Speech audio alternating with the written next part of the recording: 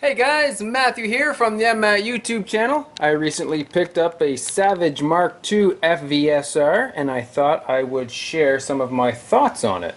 So the FVSR is a shorter barreled version of the Savage Mark II FV. Now the F means it has a synthetic stock and the V means that it comes with a bull barrel. The SR stands for suppressor ready, which is just fancy talk for the barrel is threaded. Now up here in Canada, we're not allowed to have suppressors because they're for hitmen or something only. I don't understand the logic really.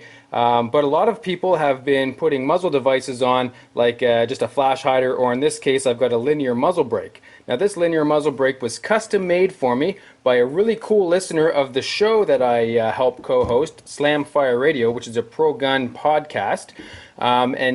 He custom made that for me, so don't ask where I got it or how much it is because I don't know.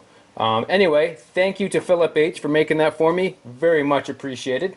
Now the rifle does come with a 5-round detachable magazine, and these magazines are known for being quite reliable. They work quite well. Some of them, there have been some issues with them.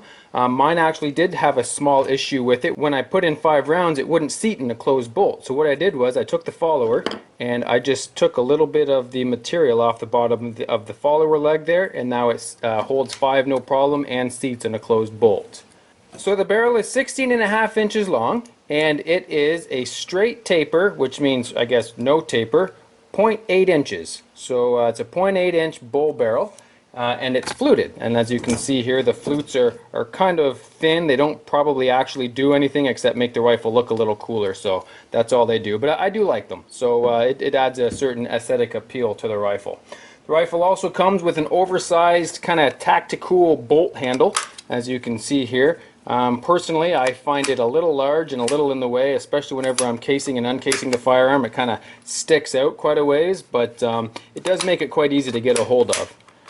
The safety is right here on the right hand side, which is again kind of backwards in my opinion. I think it should be on the left hand side for right-handed shooters, so that, you know, in this case, in a left-handed shooter position, my thumb reaches it. But in a right-handed position, I got to actually break my grip, come across here, and take the safety on and off that way. All the safety does is block the trigger. It does not stop the bolt from being manipulated. The rifle also comes with a one-piece kind of high scope rail, and as you can see here, that's not installed. I actually took that off in favor of 2 number 16 Weaver scope bases, and the reason for that is the higher scope rail meant that I couldn't get a very good cheek weld because, as you can see, this stock isn't really set up for scopes. It was really more designed for open sights, which is weird because this rifle doesn't have open sights. So on a rifle designed to be shot exclusively with a scope, it comes with a straight stock. So by putting on the lower scope bases and by putting on low scope rings, I was able to get my scope lower to the bore, not perfectly where it needs to be. It still could use a cheek rest, but it does work a lot better than the rail that it does come with. Those of you who want to use the original rail, you can either pick up an aftermarket Monte Carlo style stock, or you can get an AccuRiser, I believe it's called, and it's you install it on here and it allows you to get a better cheek weld instead of a chin weld, which is sort of what you get with the rifle in this configuration, but I shoot well with it, so I'm going to leave mine the way it is for now. So the Savage Mark II is actually renowned for its excellent accuracy, and I found this to be the case, but I also have found this to be the case only with specific types of ammunition.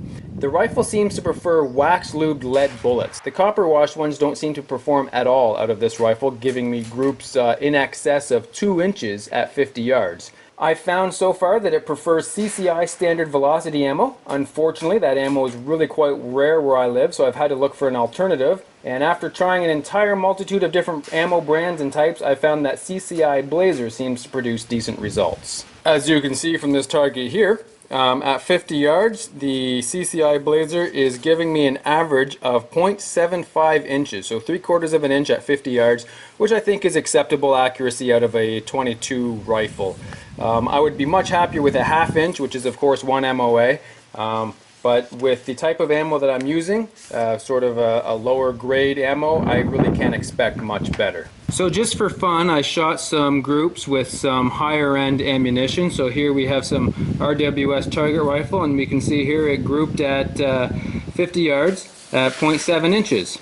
And then here we have some Ely 10X. This is some top of the line stuff, and they're grouped at 0.8 inches. So I'm not entirely sure why this high-end ammo is shooting just as well as the low-end ammo. But what I can tell you is I'm going to keep buying the low-end ammo because apparently I'm not good enough yet to shoot any better groups. So while the Savage Mark II may not be your traditional walk through the woods and hunting type of gun, with its short barrel and light weight, it is easy to carry around, and it is a lot of fun to take out plinking out in the woods, gravel pit, wherever, and I'm sure it would make a great little gopher gun too.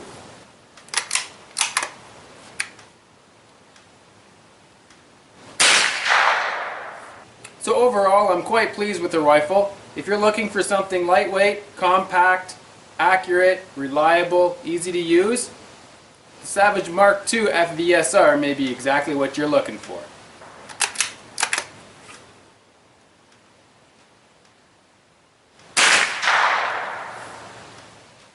Anyway guys, thanks for watching. I hope you enjoyed the video. We'll catch you next time.